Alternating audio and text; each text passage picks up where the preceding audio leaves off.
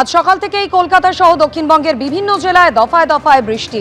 কলকাতা সহ দক্ষিণবঙ্গের মোট 10টি জেলায় হলুদ সতর্কতা ইতিমধ্যেই জারি করা হয়েছে। উইকেন্ড অর্থাৎ আগামীকাল থেকে বৃষ্টির পরিমাণ বাড়বে এবং তা চলবে আগামী মঙ্গলবার পর্যন্ত, এমনটাই আলিপুর আবহাওয়া দপ্তরের পূর্বাভাস। তুমুল বৃষ্টিতে বিপর্যস্ত উত্তরবঙ্গের সমতল এবং পাহাড়। দার্জিলিং, কালিম্পং, আলিপুরদুয়ারে ভারী বৃষ্টির পূর্বাভাস। দক্ষিণবঙ্গে তো ভারী বৃষ্টিপাত এবং বজ্রপাতের সতর্কতা রয়েছে। তার সঙ্গে দমকা হওয়া 40-50। দমকা হওয়ার থেকে এখন সব থেকে বেশি ইম্পর্টেন্ট হচ্ছে বজ্রপাত, অতি ভারী, এবং পার্শ্ববর্তী জেলা যেগুলো হচ্ছে কলকাতা, উত্তর দক্ষিণ চব্বিশ পরগনা, পূর্ব বর্ধমান, পশ্চিম মেদিনীপুর, পূর্ব মেদিনীপুর, এই জেলাগুলোতে ভারী বৃষ্টিপাতের সতর্কতা রয়েছে। উত্তরবঙ্গের আমাদের উপরের 5টা জেলাতেই, জলপাইগুড়ি, আলিপুরদুয়ার, কুচবিহার, দার্জিলিং এবং কালিম্পং, এই 5টা জেলাতেই সতর্কতা রয়েছে। কালিম্পং, দার্জিলিং এই জেলাগুলোতে ভারী বৃষ্টিপাত হওয়ার ফলে এবং পাহাড়ি অঞ্চলের জন্য এখানে আমাদের এই বৃষ্টিপাতের ফলে ল্যান্ডস্লাইড বা ভূমিধসেরও সম্ভাবনা থাকে। সেই মতো আমাদের সতর্কতায় এবং অ্যাডভাইজারি দেওয়া হয়েছে। বিদ্রোহী শিবিরের প্রশিক্ষকের দায়িত্বে ফিরহাদ হাকিম। কিভাবে ঋতব্রত পন্থী তৃণমূল বিধায়করা কাজ করবেন বিধানসভায়, প্রশিক্ষণ দিলেন ফিরহাদ হাকিম। ফিরহাদ হাকিমের সঙ্গে ছিলেন বিরোধী দলনেতা ঋতব্রত বন্দ্যোপাধ্যায় ও সাবিনা ইয়াসমিন। বিদ্রোহী শিবিরের জন্য প্রতিদিন সময় দিচ্ছেন কলকাতা বন্দরের তৃণমূল বিধায়ক, সূত্র মারফত এমনই খবর। পাবলিক অ্যাকাউন্টস কমিটির চেয়ারম্যান হচ্ছেন ফিরহাদ হাকিম, তুঙ্গে জল্পনা।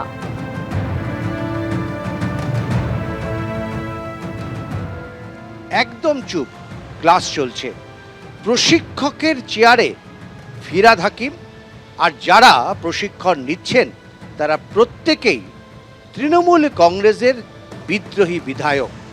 কিভাবে বিধানসভায় আচরণ করতে হবে, কিভাবে জমা দিতে হবে প্রশ্ন, এই গোটা বিষয়টা খুঁটিনাটি হাতে কলমে শেখালেন ফিরহাদ হাকিম। দায়িত্বে ঋতব্রত বন্দ্যোপাধ্যায়। বিদ্রোহী শিবিরে এই মুহূর্তে কিন্তু ঋতব্রত বন্দ্যোপাধ্যায় এবং সন্দীপন সাহার পর সবচাইতে গুরুত্বপূর্ণ ভূমিকায় দেখা যাচ্ছে ফিরহাদ হাকিমকে। তিনি নিয়মিতভাবে বিধায়কদের সঙ্গে কথা বলছেন, তাদের সঙ্গে যোগাযোগ রাখছেন, এমনকি বিধানসভার ভেতরে কি কি করা উচিত সেই বিষয়ে একেবারে হাতে কলমে প্রশিক্ষণ দিচ্ছেন। প্রাক্তন মেয়রের এই ভূমিকা দেখে খুশি ঋতব্রত বন্দ্যোপাধ্যায়, সন্দীপন সাহারা। শোনা যাচ্ছে যে পাবলিক অ্যাকাউন্টস কমিটির চেয়ারম্যানের দায়িত্ব তার কাঁধেই দিতে চান এই বিরোধী শিবির। কিন্তু শেষ পর্যন্ত নাম চূড়ান্ত না হলেও আলোচনায় কিন্তু বারবার ঘুরে ফিরে উঠছে প্রাক্তন মেয়রের এই ভূমিকা।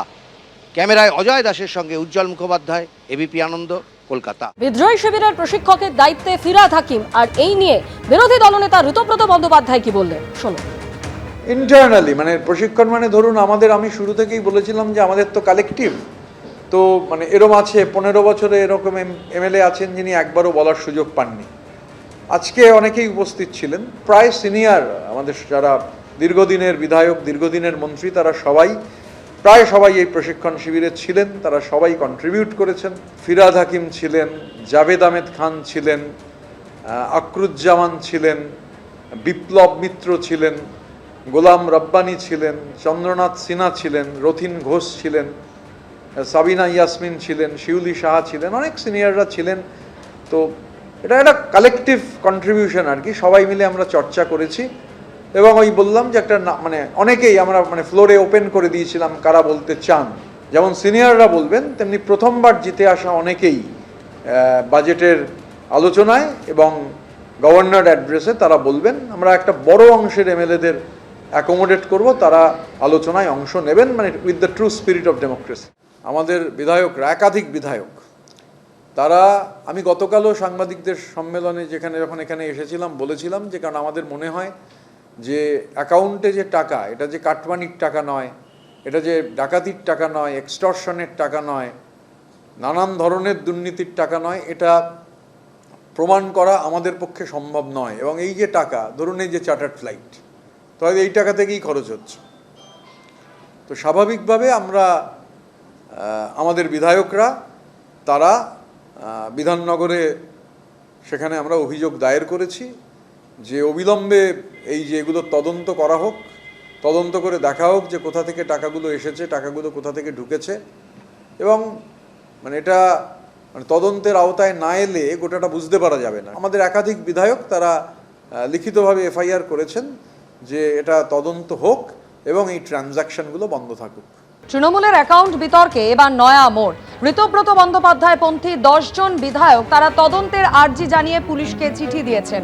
বিধাননগর সাইবার ক্রাইম থানায় অভিযোগ দায়ের করা হয়েছে। কি অভিযোগ এই 10 জন বিধায়কের? আরো বিস্তারিত সেই সম্পর্কে জানাবেন প্রতিনিধি ময়ূক ঠাকুর চক্রবর্তী, সরাসরি আমাদের সঙ্গে রয়েছেন। ময়ূক, বিধাননগর সাইবার ক্রাইম থানায় এই 10 জন বিধায়ক যে চিঠি দিয়েছেন, কি বলা হয়েছে তাতে?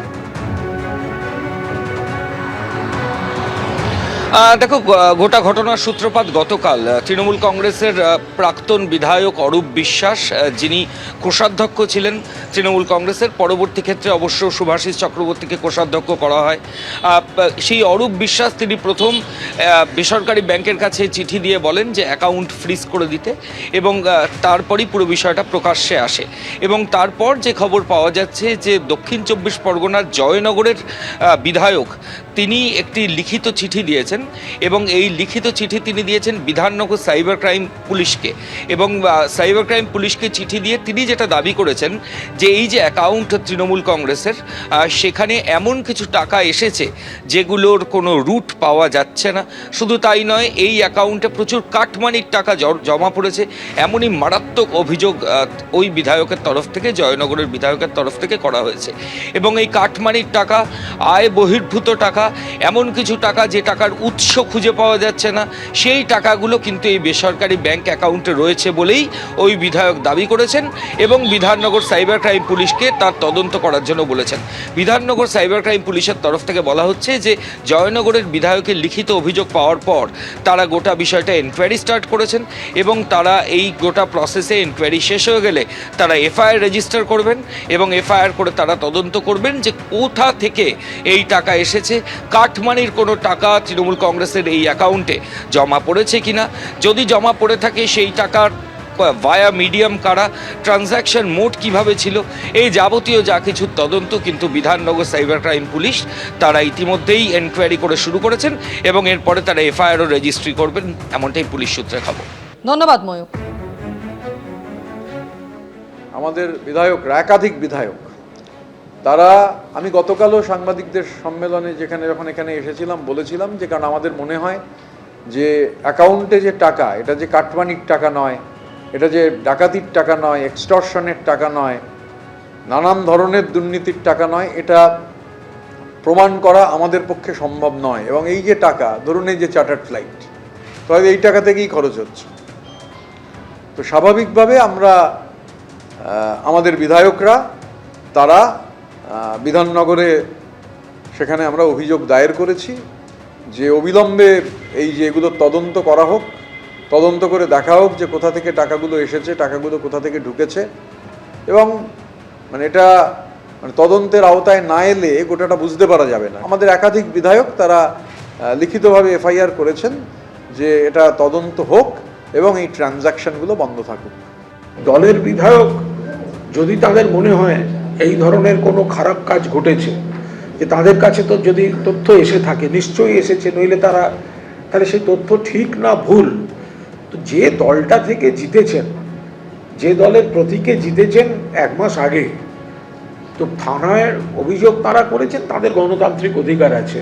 তার আগে একবার দলনেত্রীর কাছে গোটা বিষয়টা জানিয়ে, বা তারা যে কোনো বিষয়ে আপত্তি করতে চান, তো সেটা যদি দলনেত্রীকে একবার বলতেন, তাহলে বোধহয় এইরকম একটা মনে হতো না যে তাড়াহুড়ো করে একদম অন্য শিবিরে গিয়ে সই করে থানায় জমা দেওয়াটাই যেন অগ্রাধিকার।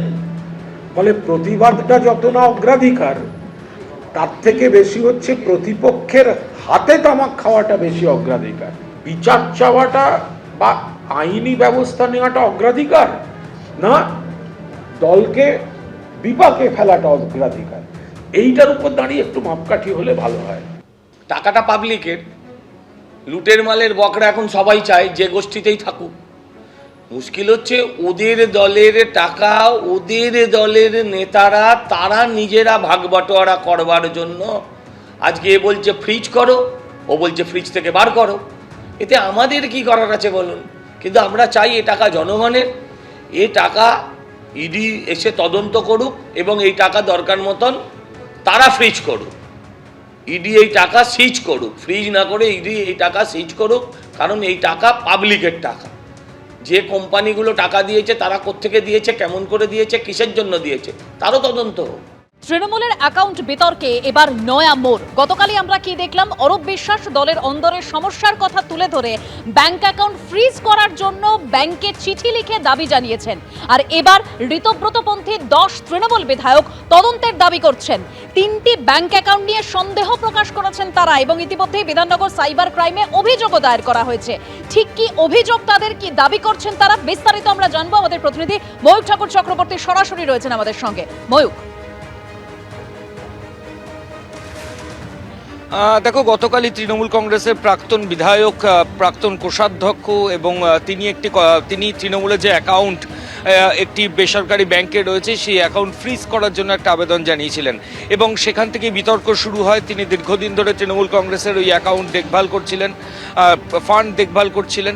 এর পরবর্তী ক্ষেত্রে আমরা যেটা জানতে পারছি যে জয়নগর, দক্ষিণ 24 পরগনার জয়নগর থানার বিধায়ক তিনি একটি লিখিত অভিযোগ দায়ের করেছেন এবং জয়নগর থানার বিধায়ক এই লিখিত অভিযোগ দায়ের করেছেন বিধাননগর কমিশনারেটের অন্তর্গত বিধাননগরের যে সাইবার ক্রাইম উইং সেখানে। এবং এই সাইবার ক্রাইমে অভিযোগ করে তিনি যেটা জানিয়েছেন যে তৃণমূল কংগ্রেসের এই ফান্ডের মধ্যে অনেক কাটমানির টাকা রয়েছে এবং এমন অনেক টাকা রয়েছে যেগুলোর উৎস নেই এবং সেগুলো নিয়ে অনেক অসঙ্গতি রয়েছে। এমনই মারাত্মক অভিযোগ কিন্তু জয়নগরের বিধায়ক করছেন। আমি আবার বলছি, কাটমানি, সেই কাটমানির টাকা এই অ্যাকাউন্টের মধ্যে রয়েছে, এমন মারাত্মক অভিযোগ রয়েছে এবং এমন কিছু টাকা ওই অ্যাকাউন্টে এসেছে যেগুলো রুট, সেগুলো ইনভেস্টিগেশন করা উচিত যে কোথা থেকে সেগুলো এসেছে। এই অভিযোগ কিন্তু বিধাননগর সাইবার ক্রাইমের কাছে করেছেন জয়নগরের বিধায়ক এবং বিধাননগর কমিশনারের সূত্রে আমরা যে খবর পাচ্ছি যে জয়নগরের বিধায়কের এই কমপ্লেন পাওয়ার পর পুলিশ প্রাথমিকভাবে একটা এনকোয়ারি শুরু করেছে এবং সেই এনকোয়ারির পর পুলিশ আধিকারিকরা সংশ্লিষ্ট কেসে কিন্তু এফআইআরও রেজিস্টার্ড করবেন এবং তারপর তারা পুরোদস্তুর তদন্ত করবেন যে কোথা থেকে টাকা এলো, কোনো কাটমানির টাকা এখানে আছে কিনা, এই ফান্ডে যারা যারা টাকা দিয়েছেন সেই প্রত্যেকটা টাকার হিসেব, অর্থাৎ তৃণমূল কংগ্রেসের ফান্ডে যারা যারা ইনভেস্ট করেছিলেন সেই পয়সা কোথা থেকে এসেছে, আয় বহির্ভূত কোনো টাকা কিনা এবং কাটমানির টাকা কিনা, এই যাবতীয় যা কিছু সেগুলো তদন্ত কিন্তু বিধাননগর কমিশনারেটের সাইবার ক্রাইম উইং করবে এবং এই তদন্তের ক্ষেত্রে অভিযোগকারী হচ্ছেন দক্ষিণ 24 পরগনার জয়নগরের যিনি বিধায়ক, গতকাল তিনি এই অভিযোগ দায়ের করেছেন। ধন্যবাদ ময়ূক। দলের বিধায়ক যদি তাদের মনে হয় এই ধরনের কোনো খারাপ কাজ ঘটেছে, যে তাদের কাছে তো যদি তথ্য এসে থাকে, নিশ্চয়ই এসেছে, নইলে তাহলে সেই তথ্য ঠিক না ভুল। তো যে দলটা থেকে জিতেছেন, যে দলের প্রতীকে জিতেছেন 1 মাস আগে, তো থানায় অভিযোগ তারা করেছেন, তাদের গণতান্ত্রিক অধিকার আছে।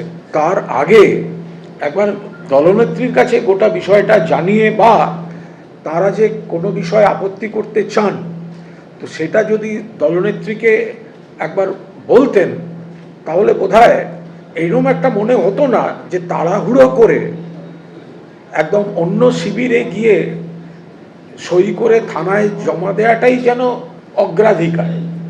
ফলে প্রতিবাদটা যত না অগ্রাধিকার, তার থেকে বেশি হচ্ছে প্রতিপক্ষের হাতে তামাক খাওয়াটা বেশি অগ্রাধিকার। বিচার চাওয়াটা বা আইনি ব্যবস্থা নেওয়াটা অগ্রাধিকার না, দলকে বিপাকে ফেলাটা অগ্রাধিকার। এইটার উপর দাঁড়িয়ে একটু মাপকাঠি হলে ভালো হয়। টাকাটা পাবলিকের, লুটের মালের বকরা এখন সবাই চায় যে গোষ্ঠীতেই থাকুক। মুশকিল হচ্ছে ওদের দলের টাকা, ওদের দলের নেতারা তারা নিজেরা ভাগ বাটোয়ারা করবার জন্য আজকে এ বলছে ফ্রিজ করো, ও বলছে ফ্রিজ থেকে বার করো। এতে আমাদের কি করার আছে বলুন? কিন্তু আমরা চাই এ টাকা জনগণের, এ টাকা ইডি এসে তদন্ত করুক এবং এই টাকা দরকার মতন তারা ফ্রিজ করুক। ইডি এই টাকা সিজ করুক, ফ্রিজ না করে ইডি এই টাকা সিজ করুক, কারণ এই টাকা পাবলিকের টাকা। যে কোম্পানিগুলো টাকা দিয়েছে তারা কোত্থেকে দিয়েছে, কেমন করে দিয়েছে, কিসের জন্য দিয়েছে, তারও তদন্ত। এবিপি আনন্দ এগিয়ে থাকে, এগিয়ে রাখে।